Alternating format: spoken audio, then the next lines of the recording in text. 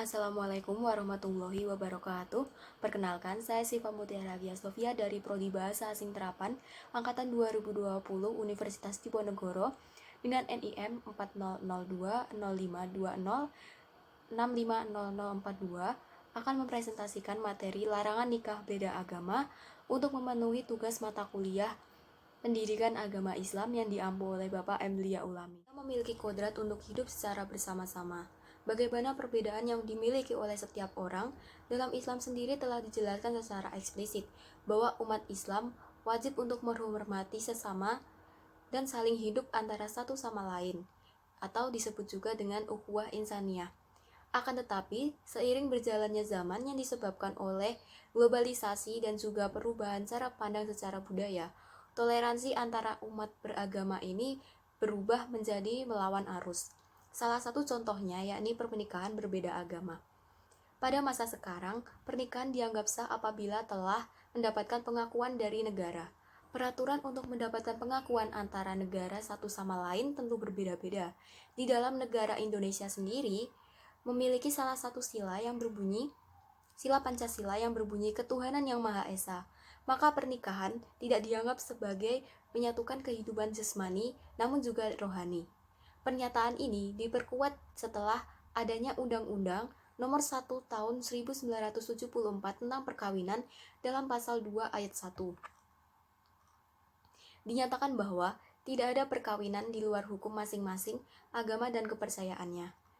Dengan demikian, presentasi kali ini akan membahas tentang larangan menikah berbeda agama secara lebih rinci. Berhubungan dengan mendapatkan pengakuan pernikahan, bagaimana pandangan Islam menanggapi tentang pernikahan berbeda agama? Islam sendiri telah menyatakan pernyataannya melalui Al-Quran, Surah Al-Baqarah ayat 221 yang berbunyi, Wala tankihu al-musyrikati hatta yu'mina wala matun mu'minatun khairun min. Artinya, dan janganlah kamu menikahkan orang-orang musyrik dengan wanita-wanita mukmin sebelum mereka beriman.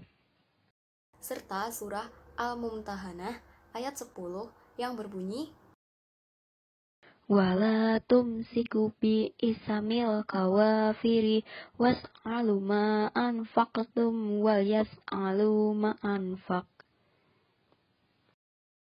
Artinya, dan janganlah kamu tetap berpegang pada tali perkawinan dengan perempuan-perempuan kafir, dan hendaklah kamu minta mahar yang telah kamu bayar, dan hendaklah mereka meminta mahar yang telah mereka bayar. yang melarang untuk menikah dengan orang musyrik sampai mereka beriman. Meskipun secara tegas ayat-ayat yang telah disebutkan menyatakan bahwa pernikahan hanya boleh dilakukan oleh satu golongan agama, namun terdapat teori dari para ulama atau jumhur yang membolehkan menikah berbeda agama, seperti halnya yang tertuang dalam surah Al-Maidah ayat 5 yang berbunyi, Al-yawma uhilla lakumut thayyibat wa ta'amul ladina utul kitaba hilul lakum wa ta'amukum hilul lahum. Wal muhsanatu minal mu'minati wal muhsanatu minal ladina utul kitaba min qablikum ida ata'tumuhuna ujuruhuna muhsinina goira musafihina wala mutahidi ahdan. Wa may yakfur bil imani faqad habita amaluhu wa huwa fil akhirati minal khasirin. Artinya, pada hari ini dihalalkan bagimu yang baik-baik. Makanan sembelihan orang-orang yang diberi Alkitab itu halal bagimu, dan makanan kamu halal pula bagi mereka.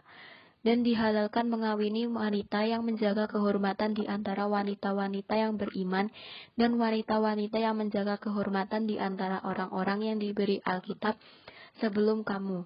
Bila kamu telah membayar mas kawin mereka dengan maksud menikahinya, tidak maksud dengan berzina dan tidak pula menjadikannya gundik-gundik.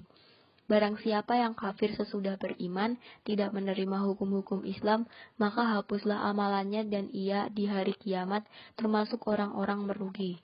Dengan syarat, seorang muslim laki-laki menikah dengan wanita ahli kitab.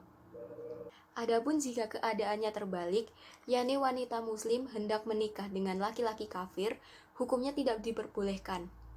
Dengan demikian, hukum pernikahan berbeda agama dalam Islam dapat dibagi menjadi: Pertama, suami Islam namun istri ahli kitab, hukumnya diperbolehkan. Yang kedua, suami Islam, istri kafir dan bukan ahli kitab, hukumnya haram. Suami ahli kitab, namun istri Islam hukumnya juga haram.